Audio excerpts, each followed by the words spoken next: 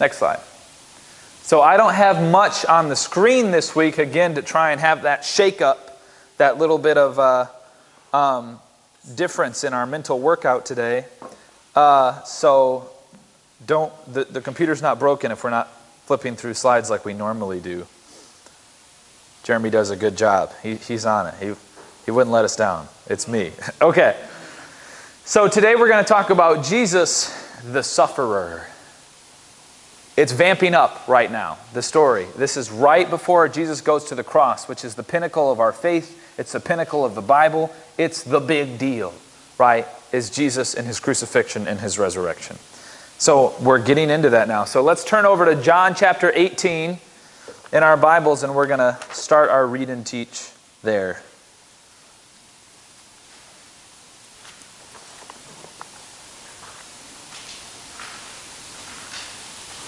Are there any of those follow-alongs left? Oh, here's one. Does anybody need a follow-along still? Does everybody have one? Who wants one? I've got extras right here. Thank you. Okay. You got it. I just want to make sure that I answer the questions here while we're going through. Someone's going to be like, Josh, jip me of an answer.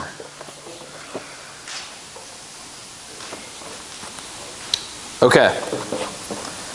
So chapter 18, verse 1. And I've got kind of the four main things that we're going to talk about up here right now out of this chapter today. We might come back to this chapter next week. Again, the drama's heating up. So we might be spending 2 or 3 weeks in each chapter until the end of the book, which we're quickly approaching.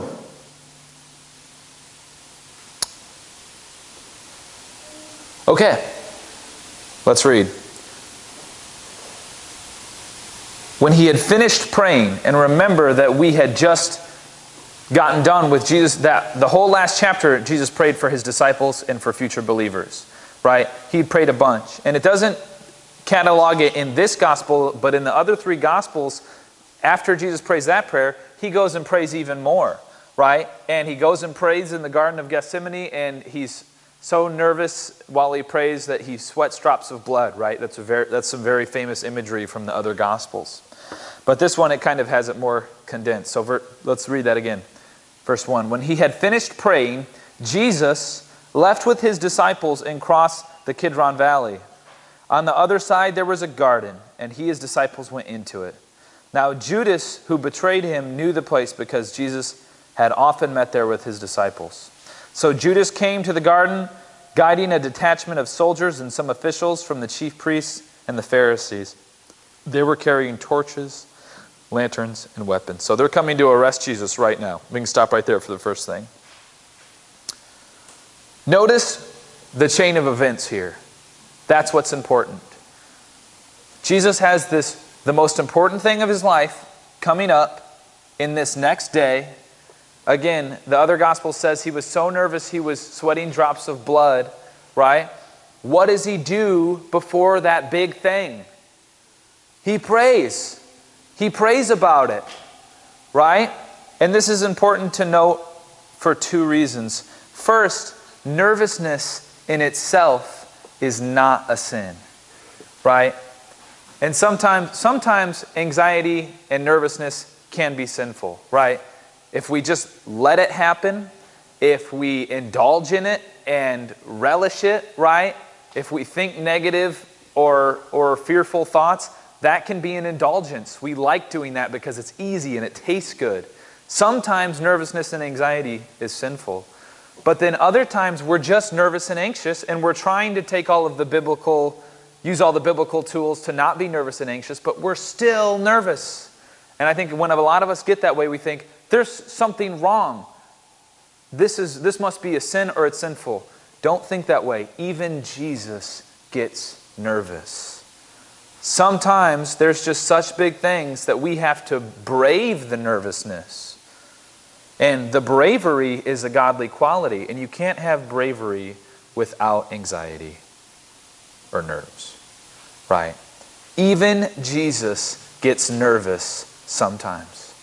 But notice so that's the first thing, right? Even Jesus, who is without sin, hint, hint, first question, gets nervous sometimes, right? But notice what he does when he's nervous about something, which for some of us, this is a natural reaction, but some of us forget this dynamic. When Jesus is nervous about something, he prays about it. When Jesus has something important to do, he is always prayed up beforehand. Why did Jesus go to the desert for 40 days, right? To prepare himself. He went out there to be alone and pray, right? Because what happened after the 40 days in the desert? He started his ministry. So before he started his ministry, he went off and prayed by himself.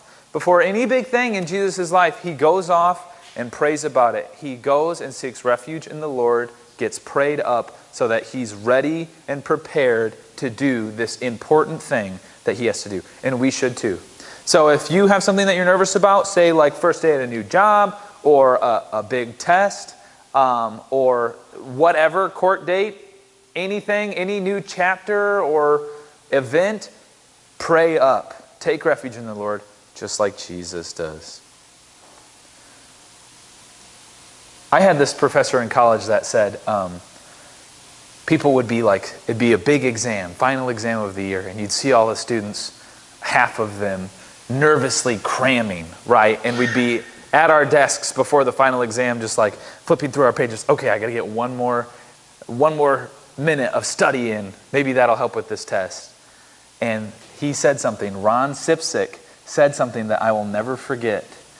He said, if you have to cram, then you're not prepared. And I've always thought that with prayer too. If I throw up some nervousness prayers, then if it's like a last second, Lisa Simpson says that prayer is the last refuge of a scoundrel. And that's kind of like the cramming prayers, right? And so I've always kind of had a bad attitude towards this. But if we're nervous, man, we got to take refuge in the Lord. That is what God is there for, is to help us and to empower us and to calm us and give us peace, right? So, when we're nervous about something, we got to pray about it. But also, don't cram prayers. Pray before. Does that make sense, those two things? I don't know if it does or not. I'd just like to tell that story about Ron Sipsick. So, okay, so that's point number one. Quick lesson. So that's part of the read and teach. We read about that. We got taught about it, all of us. So now we're going to move on to the next thing. So let's go back to the text and read some more. Verse 4. Jesus, knowing that all that was going to happen, everyone coming and getting ready to arrest him, when he knew that that was going to happen, he went out and asked them, "Who is it that you want?" "Jesus of Nazareth," they replied. "I am he," Jesus said. And Judas the traitor was standing there with them. When Jesus said, "I am he," they drew back and fell to the ground. Pretty wild, pretty crazy. Verse 7, again he asked them, "Who is it that you want?" "Jesus of Nazareth," they said. And we can stop right there. Here's the second thing that I want to point out. Jesus knocks down the whole crowd with his voice. He just acknowledges that he is Jesus, and he's so powerful that they all get knocked back just with his voice. It's this crazy, miraculous God thing. It's way out there. But this is important to note because it shows us that Jesus is only going to the cross one way, voluntarily. No one's forcing him to do this. No one forces him to leave heaven and come to earth. No one forces him to give up paradise, right? No one forces him to live this life free of sin. No one forces him to go to torture and to death. He does it on his own will and on his own accord. And if he wanted to, he could get out of this any second. And we see that from the sheer power of his voice. And I think he's doing this to show everyone here and there, the people that were arresting him, his disciples, he wanted them all to know, I don't have to do this, but I'm going to. I could get out of this if I wanted to. I'm God, but I'm going to go to the cross anyway. And that's, I think, encouraging for us to reflect on as we read the whole story of Jesus' crucifixion. He could have gotten out of it any time. If Peter had noticed that, as we'll see soon, he wouldn't have made the mistake that he makes in a couple of verses where he tries to cut off some guy's ear, right? He should realize, hey, Jesus is going to the cross out of his own free will. And we should be comforted by that too. It shows and reminds us of Jesus' great love for us, right? This whole thing is for us. And he does it voluntarily so that we can have a relationship with God, so that we can go to heaven, so that we can experience God's love and peace in our lives.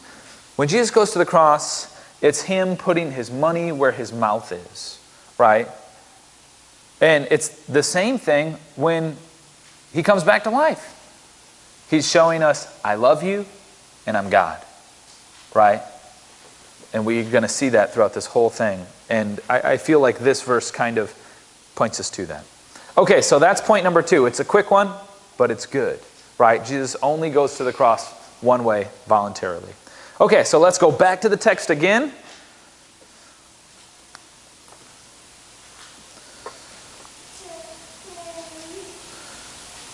And let's read verse 8. So, or let's read verse 7 to get us back into it. Again, he asked them, who is it that you want? Jesus of Nazareth, they said. Jesus answered, I told you that I am he. If you are looking for me, then let these men go. His disciples is who he was referencing. This happened so that the words he had spoken would be fulfilled. I have not lost one of those you gave me. Okay, we can stop right there. Jesus always watches out for his friends. Even on the worst day of his life, he doesn't forget about the people around him and their needs. Even on his worst day, he doesn't forget about them. And this is something that's very hard for us to represent and do in our lives. Because if I've had a bad day, I am way less concerned with the needs of other people, right? If I go to work and have a horrible day there and then go to the grocery store after, the grocery store is the epitome of human despair when you've had a bad day, right? If anybody cuts me off, if anybody does their shopping cart like an idiot, I could just flip my lid, right? And my appreciation for kindness and my desire to do God's will when I've had a bad day has gone way down. It's like, hey man, don't mess with me today. It's a Monday. It's a Garfield reference. Okay. We shouldn't be like that, right? We should never forget about the needs of others. Even on our worst day, Jesus, right, we would cut him some slack here, right? If he forgot to say this thing about his disciples and they had to find their own way out of this situation, I don't think any of us would blame Jesus. He's got a lot on his plate, right? But even while he's got a lot on his plate, he's never going to forget about his friends. In fact, this is one of the first things he does when he sees a situation. He's like, okay, it's time. What do I got to take care of first? My friends are still here. Got to get them out, right? God's mission in his life is to watch out for everyone. So we should be doing the same thing. On the opposite end, I've got a weird thing for birthdays. I just never am good about them because I either want them to be great or I want everyone to not make a big deal, and I'm stuck between those two ideas. But one thing that's for sure about my birthday is I always get to pick what I eat, right? That is the number one thing that needs to be accomplished on my birthday is Josh needs to have some good, greasy, unhealthy food, right? Even on my birthday, if I want to go someplace greasy and unhealthy, I should make sure that my wife wants to go there too, even if it's my birthday, right? Doesn't matter, right? Because I should always be watching out for the interests of others.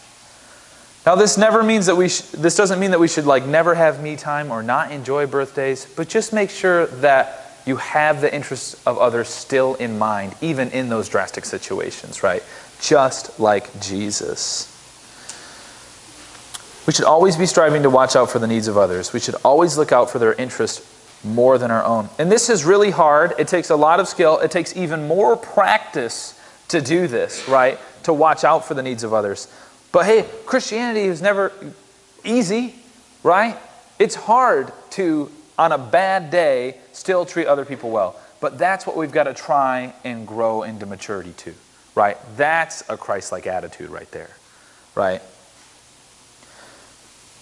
We shouldn't let ourselves be more selfish than normal just because we've had a hard day, and we shouldn't excuse our being rude just because it's a long day. We should make sure that we're mindful of how others are feeling and doing always, right?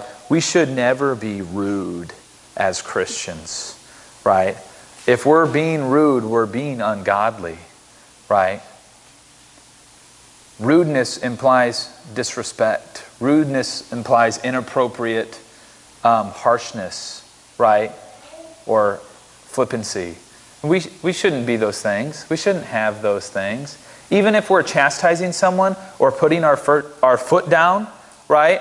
Or standing up to oppression or intolerance, doing some godly act that might cause up a stir or be a hard action. If you discipline your kids, if you do that the right way, it's not rude, right?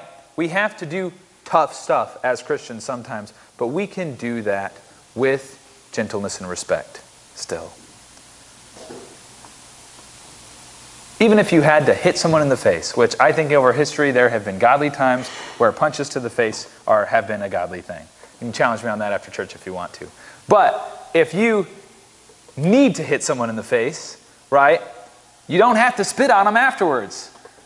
That's what I'm saying. There's a call for, there might be a call for hard actions. Everyone's like, there's not ever a time in Christianity where you can punch someone in the face.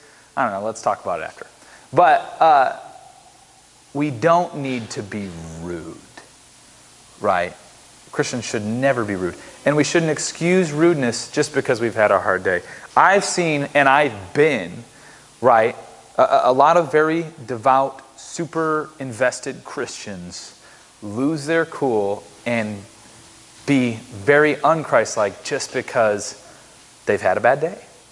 And we got to be mindful of that, right? We're not off the clock. We don't get to go home just because we're not feeling well, right? We're here to serve the Lord. And it's hard, and it might bum us out to realize that, but tough luck, right? If we love God and really want to serve God, sometimes we've got to do hard stuff. And that's one of them, is not being rude. And what a nice, hard task that God calls us to, right? To be a living sacrifice. That's what Romans 12 tells us, right? And doing that is being kind even when we've had a hard day.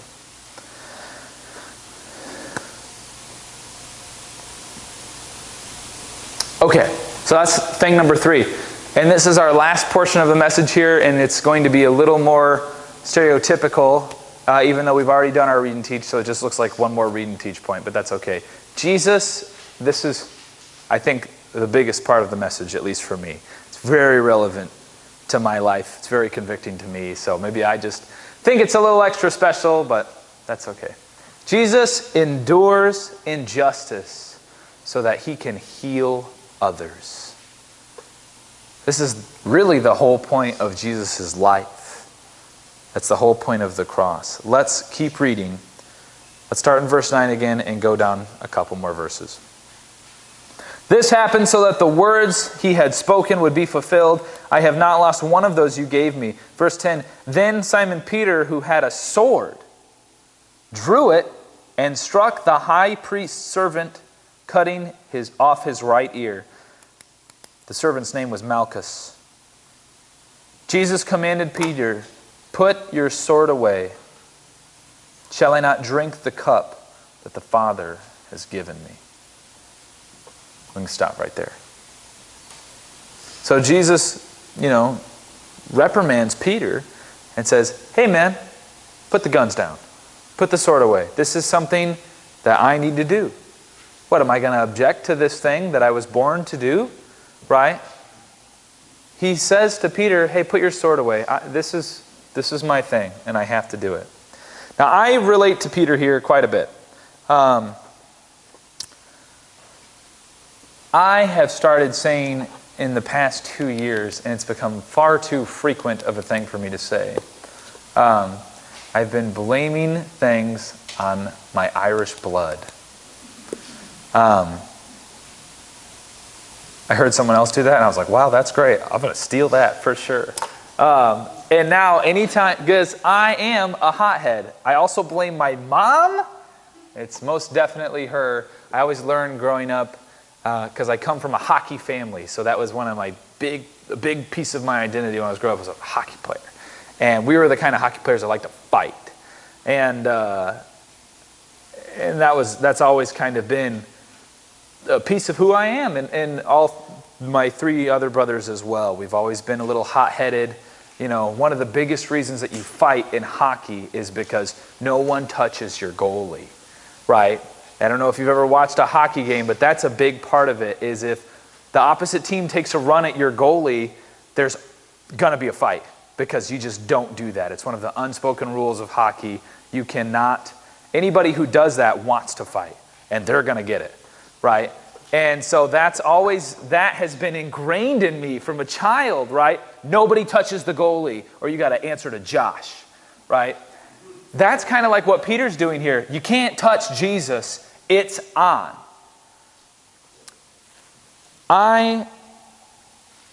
Anytime now that this comes up in some other avenue of my life where I get a little hot-headed because there's some injustice that I think is unfair or unjust, I'll get worked up over it. And it's really not a side that you get to see here very much, because I try and be as godly as I can. I should do that all the time, but the hot-headedness is always a discrepancy, right? It's when I'm out of my zone, not prayed up, right? And then I'm not thinking about Jesus, and someone does something unfair, and I get, that was kind of a David thing to do right there. If he's trying to scare a dog, see, that's a David face. It's good. All respect. That's where I learned it from, probably. But I shouldn't do that.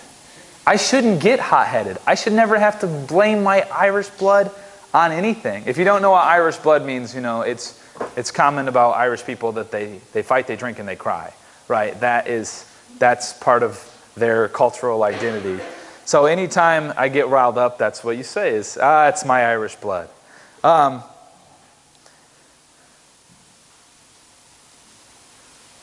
If I want to be like Jesus, right, then I shouldn't get hot-headed.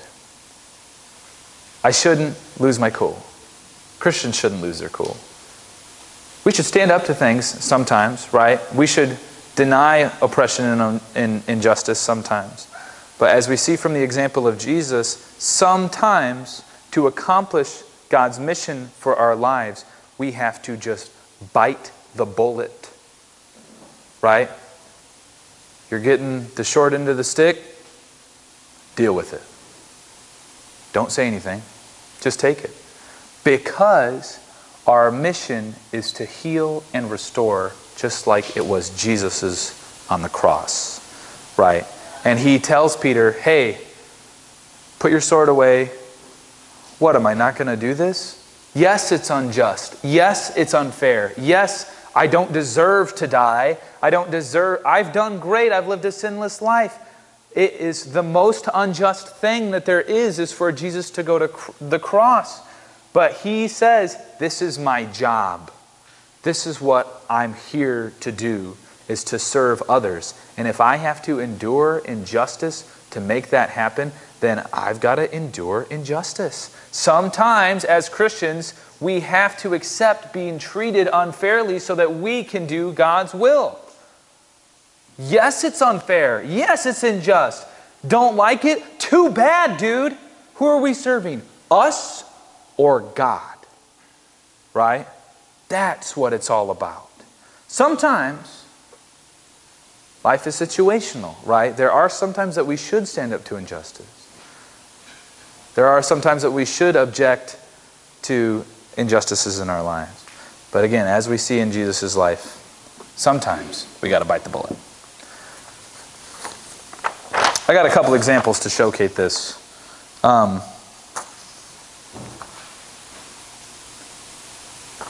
Before I do, I want to read this. Oftentimes we need to endure injustice to accomplish God's will for our lives. Sometimes we have to endure injustice so that we can heal others just like Jesus. Has someone ever treated you unfairly? Think about it for yourself, right? Has someone ever treated you unfairly and you just wanted to blow up on them because they should get what's coming, right? Fair. That's fair. I don't blame you. You're probably in the right to do so, right? Have you ever wanted to just give it to somebody who is not giving you the respect that you deserve? That just gets me. If someone, I have 4 rules for my life, or 4 things that I don't like, and one of them is people who think that they're my boss when they're not. You can see my Irish blood coursing through my veins right now. Stop it! You're not my boss. That's besides the point. What happens when you blow up on somebody, right? What happens when you lose your cool? Even if you're in the right to do so, someone is going to be turned off to your message, right? You lose trust. You lose influence. More often than not, you lose the ability to accomplish God's mission for that part of your life, right? Even if you're right, even if it's totally fair for you to, that's it, I gotta give it to this person. I've had enough. I can't let that injustice go on any longer. Maybe you can. I've definitely said that before, and 100% have been wrong, and 100% said that just because I was annoyed with this person and wanted to be justified in blowing up at them when I was not as a Christian, right? I should let it go. I should give grace. I should bite the bullet. I got a couple examples. First one, next slide, please. Daniel, chicken coop, and art. That's maybe the best title for a slide I've ever seen. The first example I want to give is Daniel. One of the things that Daniel is famous for is using discretion and discernment. Whenever Daniel talks with anyone, those are some of the words that comes up. Discretion and discernment. He's tactful in his communication. If you go through the book of Daniel, he gets the short end of the stick all the time. Now, Daniel's pretty clever, so it's an interesting example, but he never blows up, never gets rude, never loses his cool. It happens time and time and time again. He uses discretion and discernment with the guard in chapter 1 when the Babylonians come into Israel. That's what happened in Daniel's story. The Babylonians came in. They said, we're going to get rid of all the Israeli customs and it's our country now. But David wouldn't stop worshiping God. Right? That's like what the whole book revolves around, is Daniel's faithfulness to God under oppression. Right? And then kind of the last story that ends that conflict is Daniel in the lion's den. Daniel gets thrown into the lion's den because he won't stop praying. He just takes it. He just goes. Doesn't protest. He doesn't shout. He doesn't try and fight his way out because this is wrong. He just goes in the lion's den. He comes back out. Right? And the first thing that he says when he leaves the lion's den is this. The king comes, they open up the lion's den, all the other wise men are there. I don't know if you've seen the VeggieTales episode. It's a classic. And the first thing that Daniel says is, long live the king. And then he says, look what happened, king. I'm still alive. And then, after that, the king throws the bad guys into the lion's den, and then he issues a national decree that says, Daniel won me over to God, and now we're going to follow God as a nation. Isn't that crazy? That he could influence the king that has treated him so wrongly? First thing he says, long live the king. If Daniel had lost his cool or insulted the king or gave what was coming to him, none of that would have happened, right? That's the first one. Second one is Chicken Coop. This is kind of a fun story. I had this manager at Chicken Coop the first 2 years I was working there. Her parents, let's call them Bob and Mary. I came up with some made-up names for them when I was practicing this message. I was like, Bob and Mary, that's kind of fun. Anyway, Bob and Mary, they'd come into Chicken Coop like once a week. The dad, Bob, he was super nice. He always tried to learn everybody's names all the time. And I don't know if he was a believer or not, but you could tell he had a ministry to the workers at Chicken Coop. Everyone loved when he came in. He was always trying to learn everybody's names, right? Because his daughter was the manager there, and he wanted to be involved. The wife, Mary, she was not as nice, and none of us liked her. And we'd always kind of talk about, like, how could someone so mean still be married to someone so nice? Like, what's the deal? And then towards the end of the 2 years, which is the time for this whole episode, they got even more mean. She started not speaking at all when she came into Chicken Coop, and you could see that it was wearing on Bob, right? One day I come in, there's obviously been some episode or some hullabaloo because my manager is a wreck and she's talking to everybody, and there's been some drama that's happened. So I dig in, I go, what's up? What happened? And she said, it's my mom and dad. My mom's in jail, they're going to get a divorce, and she's filing a restraining order against my dad. It's very sad. I loved this guy. I was like, well, why is he in jail? And apparently, over the last 2 months before this, she had gotten increasingly violent towards him. And she told me that her mom had tried to dump a pot of coffee on him and was always trying to hit him and beat him up. And she said that most of the time, Bob would just defend himself and try and restrain her, or maybe try and lock himself in a room till she'd calm down or whatever. And I don't know, I don't think she was mentally unstable or anything. She just really hated her husband. I don't know. I still don't know. I can't make that judgment about it, but it was very weird. But what had happened in the episode was that he finally swung back. It had been 2 months where he had been defending himself, and she kept trying to beat him up and hurt him, and he hit her. And then she fell down and broke her nose. Called the cops. He's in jail. It's a sad story. This is half of the point. I don't know who's right or wrong, right? I had this crazy woman when I was 16 at a gas station tell me, she came up to me out of nowhere, started talking to me while I was pumping my gas. And one of the things she said I'll never forget, which was, you swing like a man, you're going to get hit like a man. I don't know if that is true or not, or just or not, but I thought that was a very interesting thing to hear at the gas station at 9 a.m. from a woman I've never met. So I had that thought running through my head as well when I heard about this situation. Here's the point of the story. A month goes by. It's kind of calmed down. Everyone knows about this situation now. It's been the talk of Chicken Coop Restaurants Incorporated since it happened. He comes back in. The time that he comes back in, he's come to see his daughter, the manager. I'm working, and then there are 2 other high school girls my age that were working as well. We're all up front at the counter when he comes in. And out of protest, the 2 young women turn up their noses, turn around, and walk to the back. They won't serve him, right? They will not talk to him. They won't do anything. It was very much a statement for them to turn and go. And I had to serve this guy by myself. And again, I didn't know what to think. I still don't know if I know what to think. Who knows? Tough stuff, tough life. Pray for the downtrodden. But what I do know is that whether, again, it was just or not, because this dude lost his cool, he lost influence. He couldn't minister at Chicken Coop anymore. And whether we like it or not, and whether it's unfair or not, when we stand up to injustice, there will always be a cost, right?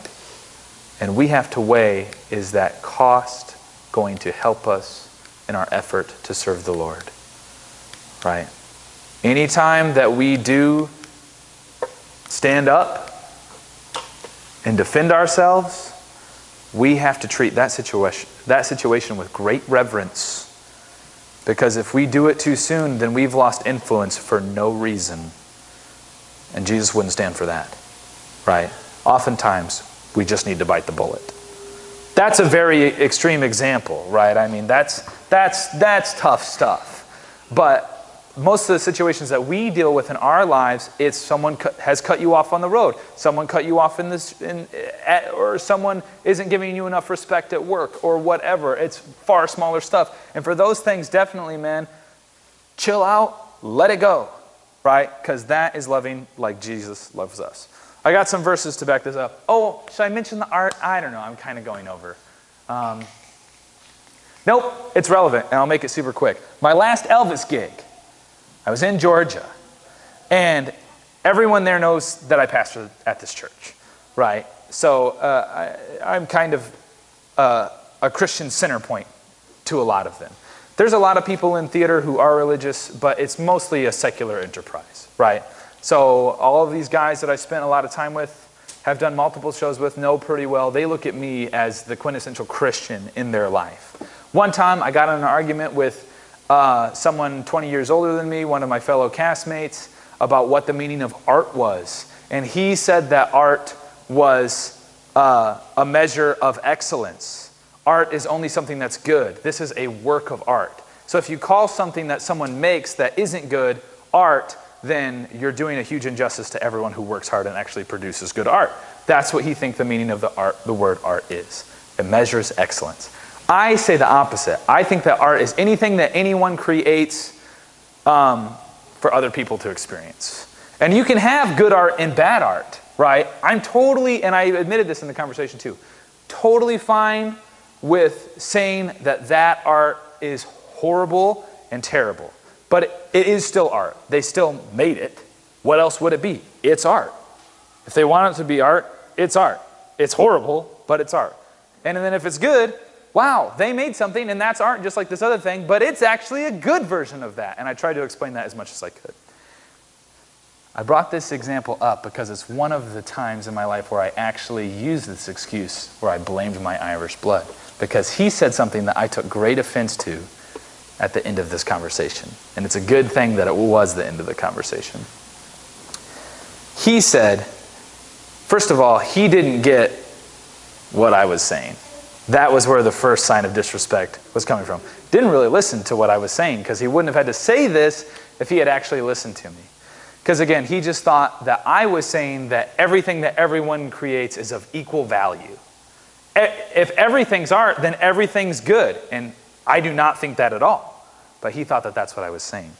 So he says, hold on, I know what it is. I know what the problem that you're having is. And anybody who knows me knows that this will not go well with Josh. He says, it's your generation. It's this millennial crap, everybody gets a trophy, so you want to hand everybody a trophy. And my veins just went. And I said to him, because again, that is not how I work at all. And anytime someone gives me a stereotype about my generation just because they don't want to listen to me, it's not going to fly very well. And so I say to him, nice one, Matthew. I say to him, and this is the first step up the staircase of Josh does something stupid whenever I say this thing. Or something heroic. It's a fine line. I said, you better watch what you say. Just like that. I could say that in my sleep. You better watch what you say. And I was telling him, hey dude, do not disrespect me like this. And it got very serious. And there was probably 4 people in this conversation, but it had already gotten heated enough that it was just the 2 of us talking. And when I said that, it went from fun but kind of aggressive to now very serious. And shortly after that, the conversation ended. And it was a very weird vibe. And thankfully, really praise the Lord, it was a miracle. I did, it was 15 minutes went by, we were both kind of silent, brooding, other people had started to talk, and we were going back to our common room at the theater, and thankfully, I apologized to him. I was like, hey man, it's my Irish blood. I shouldn't have been so worked up about that.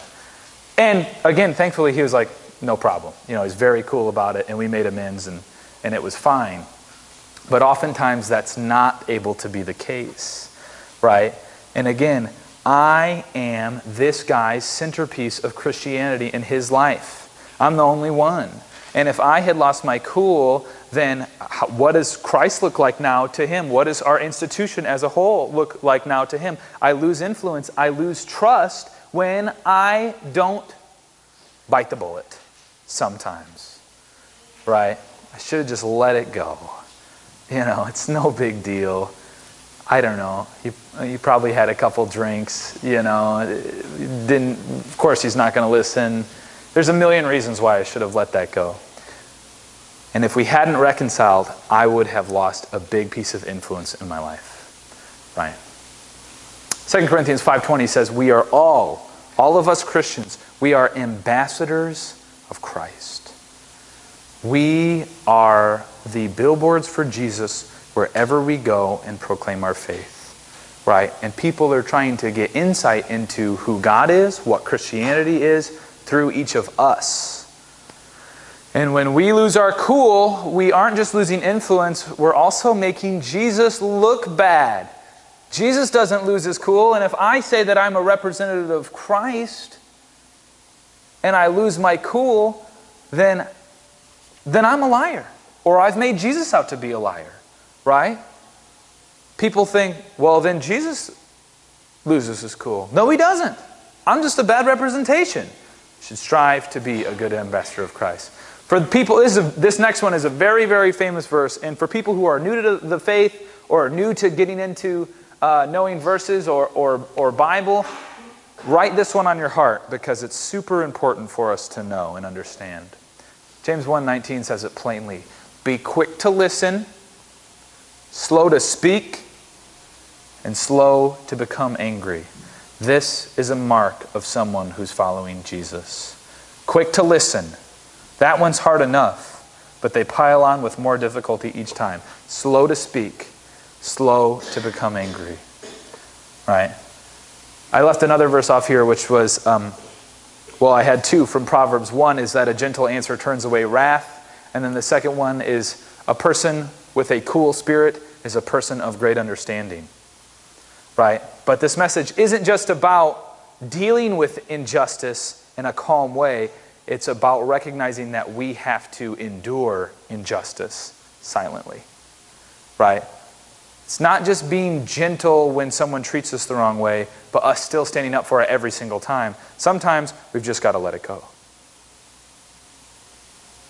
It's tough, but hey, we got to pick up our cross daily. Let's go to this one last verse, and that's going to be our last verse for the day. It's Romans 12, 2 books to the right.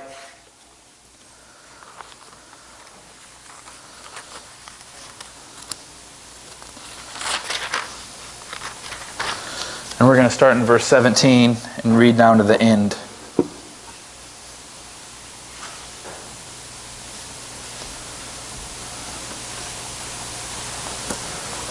It's on page 1064.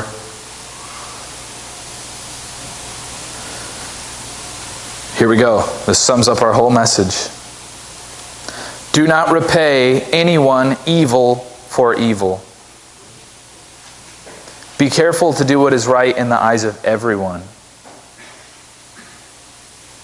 If it is possible, right? The Bible acknowledges that sometimes we do have to stand up to oppression or whatever, right? There are situations where sometimes we got to put our foot down. We can't bite the bullet anymore. But if it is possible, as far as it depends on you, live at peace with everyone. Someone say it's good. Do not take revenge, my dear friends, but leave room for God's wrath, for it is written, it is mine to avenge. I will repay, says the Lord. Someone say it's good. Right? That kind of seems vindictive, but if we are biting the bullet all the time, this now looks very gracious. Right? There are some people who deserve it, what's coming to them. Leave it for God. He'll take care of it. Whatever is actually fair and whatever they actually need, He can do a far better job than we can. So leave it for God. Verse 20, on the contrary, this is the counterculture of Christianity. Christians are always trying to look countercultural, I think especially right now. Right? That's a big fad right now, is we want to look even more different from the world. And I think the world is a generally nicer place. Like there's a mindfulness of niceness. It's cancel culture, PC culture. It's manipulative niceness, albeit, but there is something towards that effect. And we want to look different than that. But we don't look different by yelling and screaming and making a fuss, right? We are countercultural and look different when we act like Jesus. And here's how we do that. Verse 20, on the contrary, if your enemy is hungry, feed him. If he is thirsty, give him something to drink. In doing this, you will heap burning coals on his head. Do not be overcome by evil, but overcome evil with good. Someone say it's good. That is from God, right? That is being Christ-like. Don't be overcome by evil, but overcome evil with goodness. It doesn't say it in John, but what happens to this man who gets his ear cut off in all the other gospel? Jesus picks up the ear of the person that's oppressing him and puts it back on.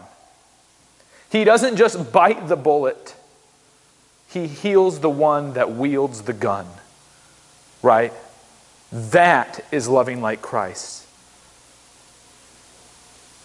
It's not just being apathetic to your enemy. It's feeding him when he's hungry, right? Don't be overcome by evil, but overcome evil with good. If I have to blame something on my Irish blood, then I was overcome by evil, right?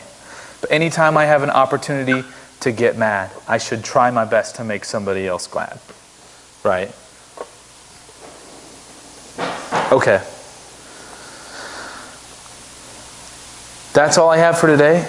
So, first of all, again, thanks for being here. I hope you were convicted and are ready to live more like Jesus. I always am once we think about God. We're going to take an offering and sing a couple more songs, and then we'll be dismissed. Remember to pray for our sock drive next week and pray for our community Thanksgiving so that we can heal some hearts next week. Let's pray.